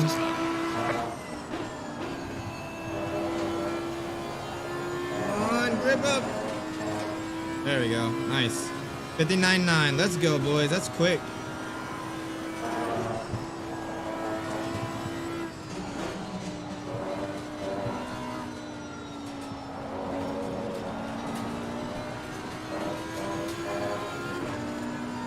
Man, we're already up 3/10 even. We're gonna do a 59.6 this lap. Let's go.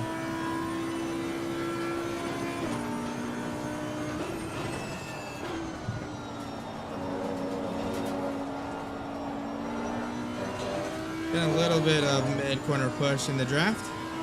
Not too bad. Ooh, little contact here. Car on the left. Clear on the left. That Lamborghini nearly killed us. Had to get on the brake really hard there. I didn't realize that AI can make mistakes like that. That was actually kind of cool.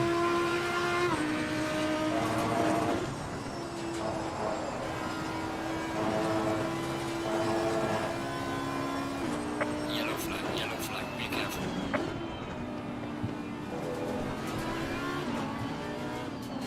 Car on the left. Make on the outside. Clear on the left. Car on the right. Oh, boys. Oh. I was kind of scared there wasn't going to give me enough grip there. Anybody's looking on the inside?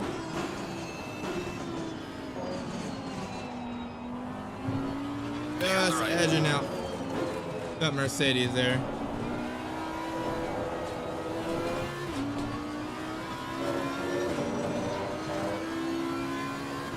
Alright, 10 more minutes in the race, guys. 10 more minutes. Let's see if we can get a little bit closer up here. Want to see what the tire wear at the end of this race is. Really happy with how raceable this setup is. Still really quick, but still very, very consistent, very predictable, which is what you really want with these race setups.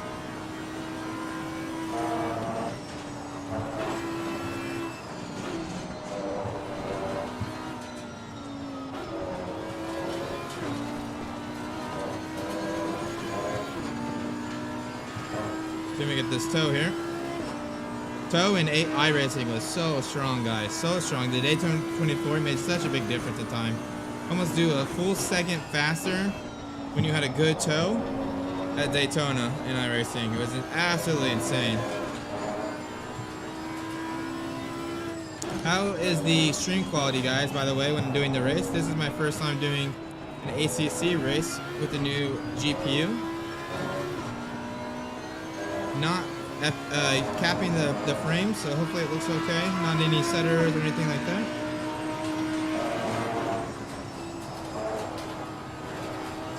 Oh, using all of that. All of that.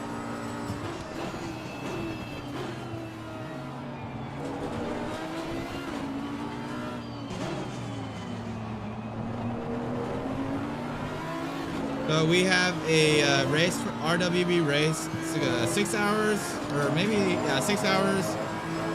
I'm at Silverstone. I'm actually really considering using the Audi. This car feels absolutely amazing here. Maybe not the quickest BOP, but it's feels really good.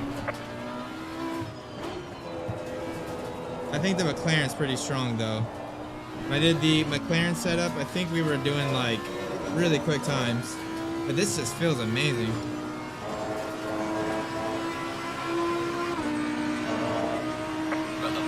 Alright, 9 more minutes, boys. Oh, a little bit switch curb. Able to hang it, but this ass is going to catch us now. Let's take the inside line here. We need to fend him off just a little bit. I know you would. I knew if you were listening, you would maybe get excited about that speed. But you'll have to try the setup speed. I'll put it in the setup folder after this. Obviously, you got to do the data validation on it, but dude, it feels really good. I could easily drive this for what is it, 2 stints that we're gonna be doing for the 6 hour.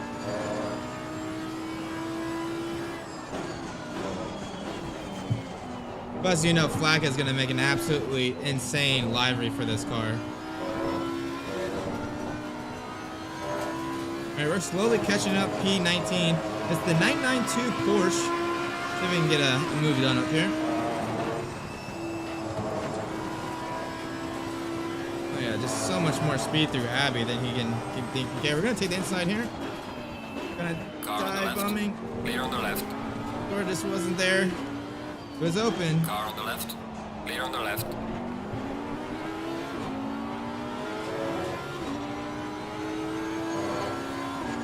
Oh, the draft. Yeah, let's go, boys. Another position. Car is absolutely rapid, guys. Clear on the right. Porsche's looking on the inside.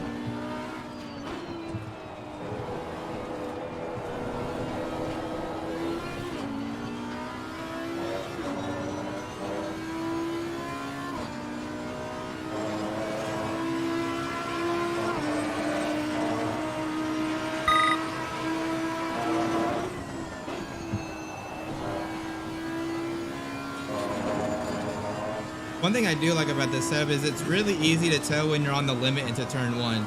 You can really get a sense for the trail brake and if you're going to break the rear loose. But I think it's really important because in turn 1, you can lose a lot of time if you slow down the car too much. You can also lose a lot of time if you lose the rear. So it's one of those really fine balancing acts.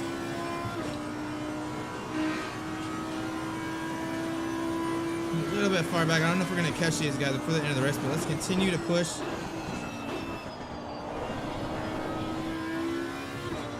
See what happens.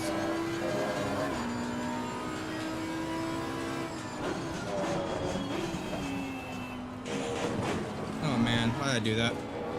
Porsche's all over us now. Go this inside just a little bit. 2.5 second gap to the car ahead. 2.5 second gap. Puts it a little bit too hard there.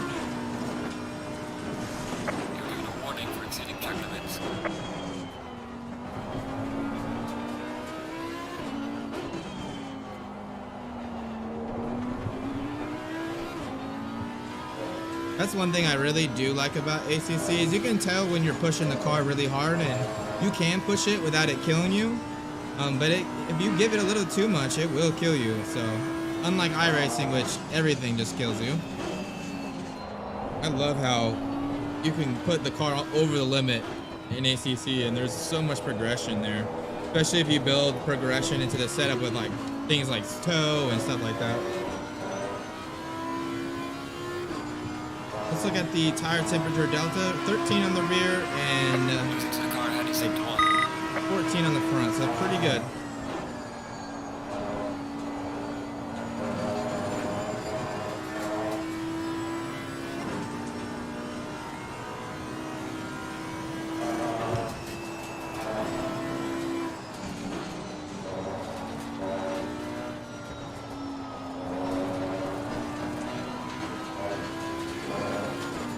Exit there, good exit.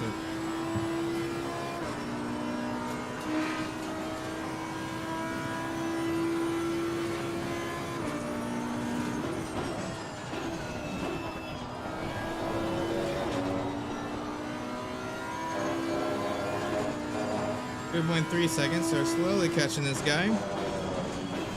Yellow flag ahead, watch out. Oh, someone's off. The McLaren must have been part of this pack. Looks like some position swapping going up here. So cool that the AI do that in this game.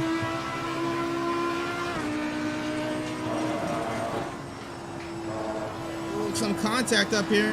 It's gonna create an opportunity for us.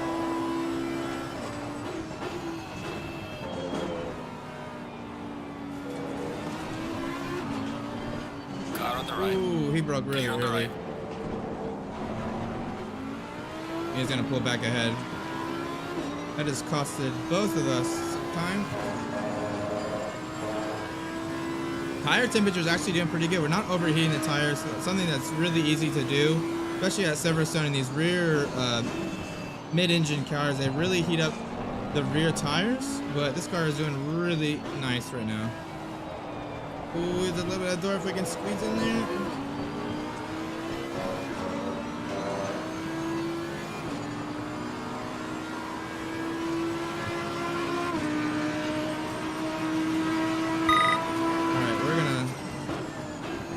make a blind turn 1. Couldn't see that apex at all. See if we can catch him again. Lost a little time.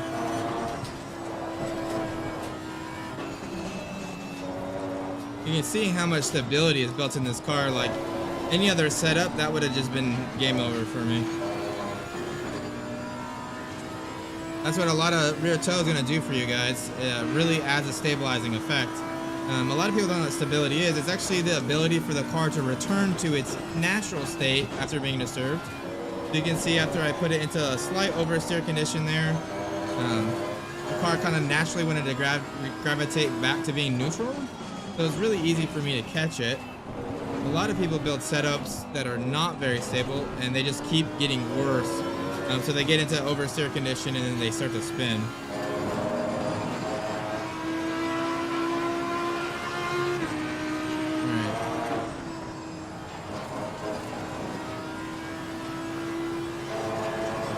Few more minutes. Let's see if we can get another position or two.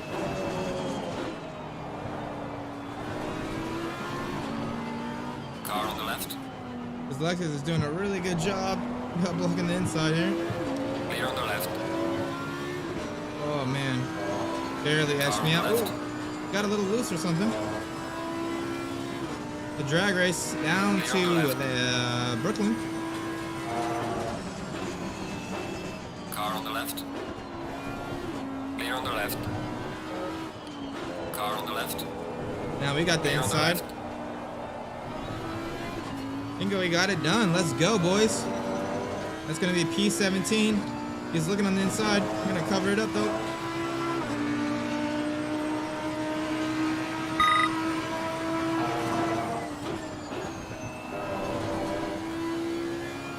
Oh yeah, we carried way more mid-corner speed than he did through turn 1. Got a little bit of gap now. 1 second to the 448 Ferrari.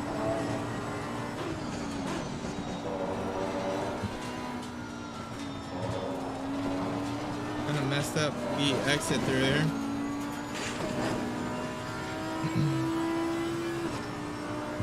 Crazy that wasn't a track limit.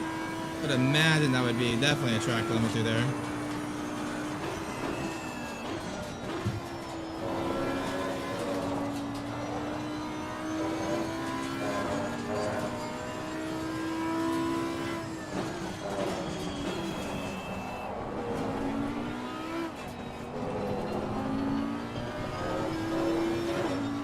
It'd be really dangerous to do in the wet. Never do what I just did in the wet.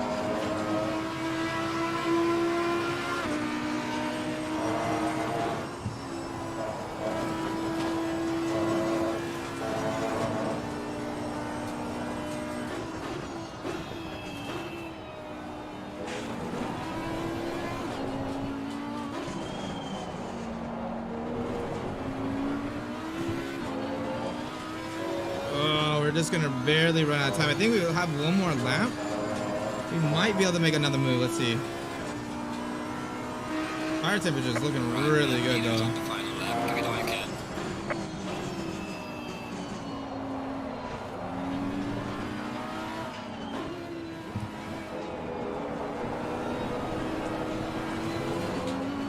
Trying to get on the throttle so early right there. Naturally got into a little bit of a little oversteer condition there. All right, let's push it, guys. Let's try to make all or nothing on this last position.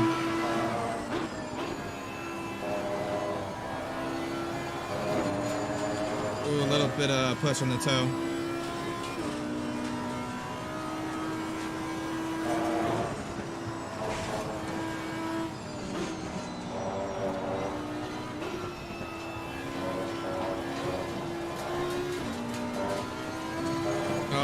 Come on.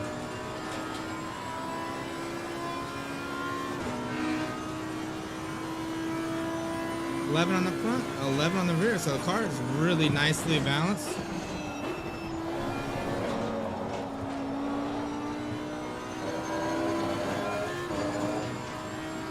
See if we can get it in here just a little bit.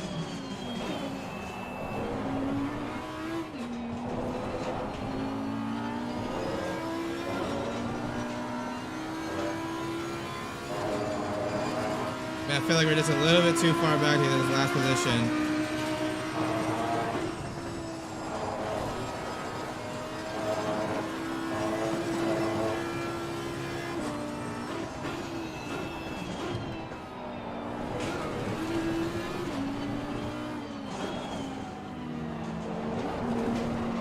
Oh no! I got a little bit loose on the curving there. Totally probably could have maybe had him on the straight though.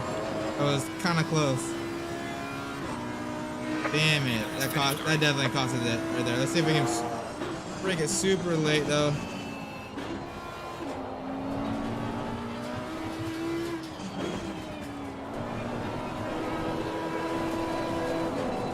Totally drifting that corner right there.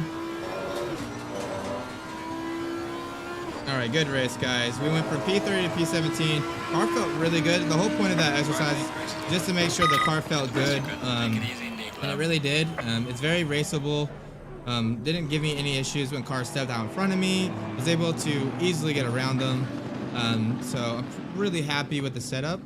Let's just watch the opening laps of that. I just want to test the replay performance of the new graphics card. So let's just watch this just real quick. If you guys have any questions or anything, let me know. We'll probably be ending the stream here pretty soon. I just want to see what the quality is. Oh, so that was where we're going 3 wide through Megas Begas, which is absolutely crazy.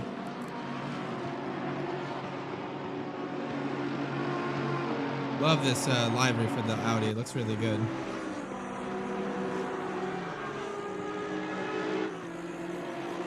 Look how close we were right there. Absolutely insane. Car was just absolutely glued on the apex, wasn't it? Yeah, so this is where you really want to... Yeah, this is these are AI new type. Again, we're just trying to test to make sure that the car is raceable, right? A lot of times you make a setup in like a hot lap environment. But it's really good when you can be consistent, but you know, in a race you can maybe sometimes have to get out of the way or, you know, hit the brake when you weren't expecting, right? So this is just a good exercise after you come up with a good setup, just to make sure there's no issues, kind of in a race environment.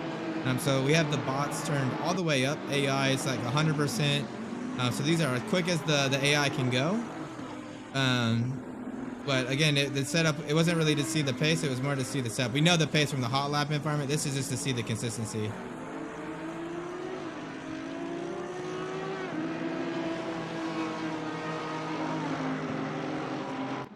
Just watch like another lap or two.